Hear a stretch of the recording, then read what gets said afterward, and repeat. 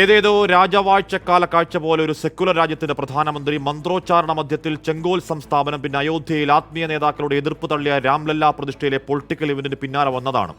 അതിരുകടന്ന അഹങ്കാരത്തോളം പോന്ന ആത്മവിശ്വാസം. Is bar 400 പാർ. അത് കോൺഗ്രസ് മുക്ത രാജ്യം എന്നതിനപ്പുറം പ്രതിപക്ഷ മുക്ത ഭാരതമെന്ന ജനാധിപത്യ വിരുദ്ധ സ്വപ്നാടനത്തിന് ഗ്രൗണ്ടിൽ കണ്ട കാഴ്ചകൾ വഞ്ചനാപൂർവ്വം മറച്ചുവെച്ച് ലജ്ജയില്ലാതെ മോദിക്ക് ഓശാന പാടിയ പ്രവചന തമ്പ്രാക്കൾ പ്രശാന്ത് കിഷോർ, പ്രദീപ് ഗുപ്തമാരുടെ ചാനൽ മുറിയിലെ നാണം കെട്ട പൊട്ടിക്കരച്ചിൽ ഡെമോക്രസിയുടെ ആനന്ദക്കണ്ണീരാണ്. വെറുപ്പിന്റെ ഭീമാകാരങ്ങൾക്കെതിരായ അയാളുടെ പോരാട്ടത്തെ പൊറോട്ട പോരാട്ടമെന്ന് കളിയാക്കിയവരോട്, പപ്പ് വന്ന് കൊത്തിക്കീറിയവരോടൊന്ന് കാലുഷ്യം പോലും കാണിക്കാതെ ഒരു ചുവന്ന പുറംചൊട്ടയുള്ള വിശുദ്ധ പുസ്തകം കയ്യിലേന്തിയ മനുഷ്യന്റെ ഇതുവരെ കാണാത്ത ഹൃദയാഴത്തിലെ ഒരു ജനാധിപത്യ ചിരിക്ക് രാഹുലെ എന്തൊരഴകാണ്.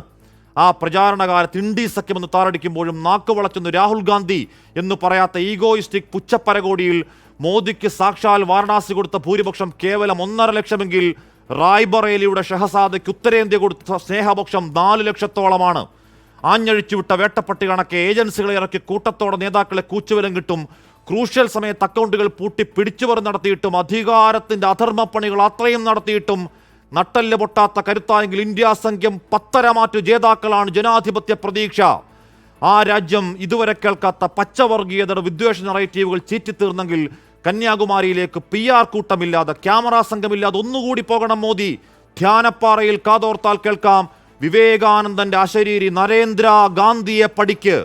ഒരു സ്ത്രീ എന്ന പരിഗണന പോലും കൊടുക്കാതെ നായാട്ടിന്റെ അങ്ങേയറ്റത്ത് വേട്ടയാടിയിട്ടും വീഴാത്ത വാക്കിന്റെ മൂർച്ച മഹുവ മൊയ്ത്രയും ജയ് ഭീം എന്നൊരു മുദ്രാവാക്യത്തിൽ മീശ പിരിച്ചൊരു ചന്ദ്രശേഖർ ആസാദും, അമേഠിക്കാർ വീട്ടിലിരുത്തിയ സ്മൃതി ഇറാനി, 5,56,000 ഇഞ്ച് ഭൂരിപക്ഷം 1.5 കുറച്ച അജയ് റായ്, അഖിലേഷ് യാദവ്, അയോധ്യ.